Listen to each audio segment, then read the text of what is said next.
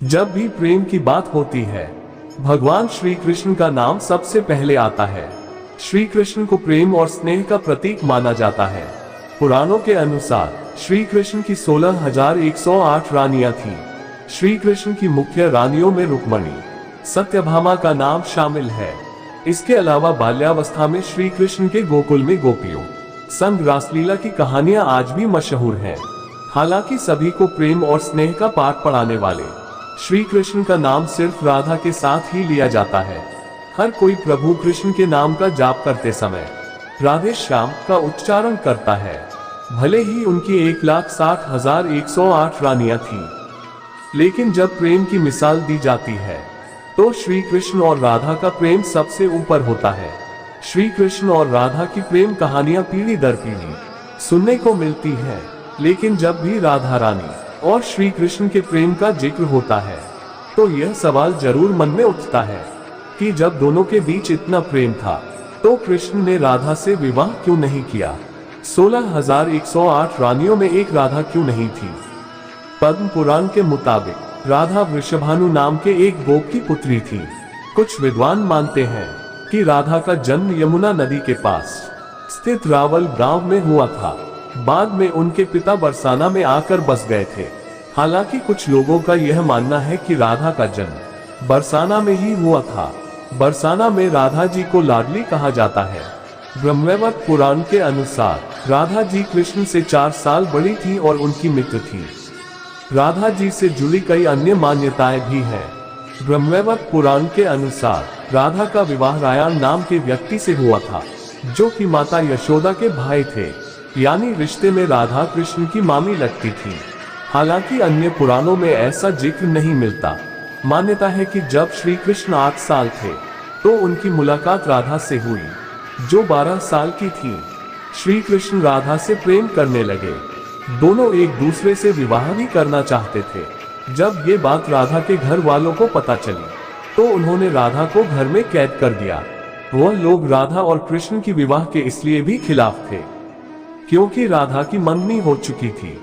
कहा जाता है कि श्री कृष्ण ने राधा रानी से शादी करने की हट कर दी थी। इस पर यशोदा माता और नंद बाबा उन्हें ऋषि गर्ग के पास ले गए। ऋषि गर्ग ने भी कान्हा को बहुत समझाया। इसके बाद कान्हा का मथुरा बुलावा आ गया। वह हमेशा के लिए वृंदावन छोड़कर मथुरा चले गए।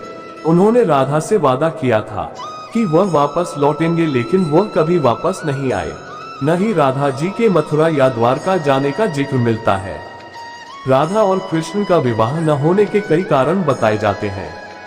इसमें से एक कारण नारद जी का श्राप भी माना जाता है।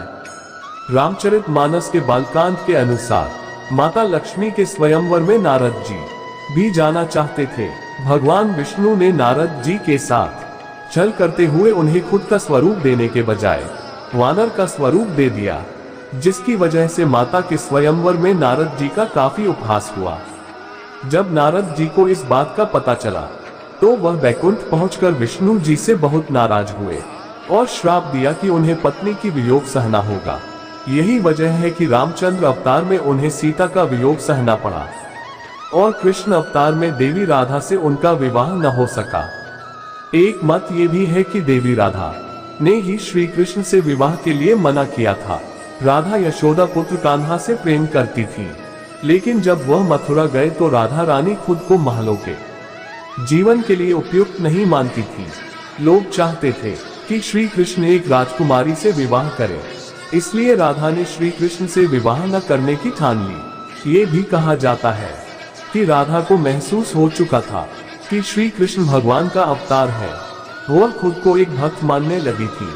राधा श्री कृष्ण की भक्ति में लीन हो चुकी थी। वह भगवान से विवाह नहीं कर सकती थी।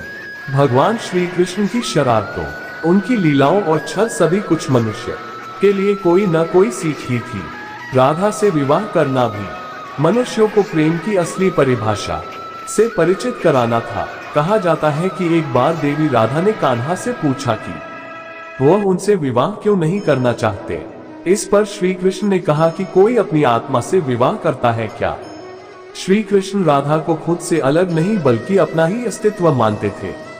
वह मनुष्यों को ये सीख देना चाहते थे कि प्रेम भौतिक संबंध से नहीं बल्कि आध्यात्मिक प्रकृति है। प्रेम और विवाह एक दूसरे से अलग नहीं है। जैसे राधा कृष्ण बिना विवाह भी सदियों से एक ही हैं। जहां कृष्ण का नाम है वहां राधा का स्मरण स्वाभाविक है। ऐसे ही वीडियो पाने के लिए चैनल को सब्सक्राइब जरूर करें। धन्यवाद दोस्तों।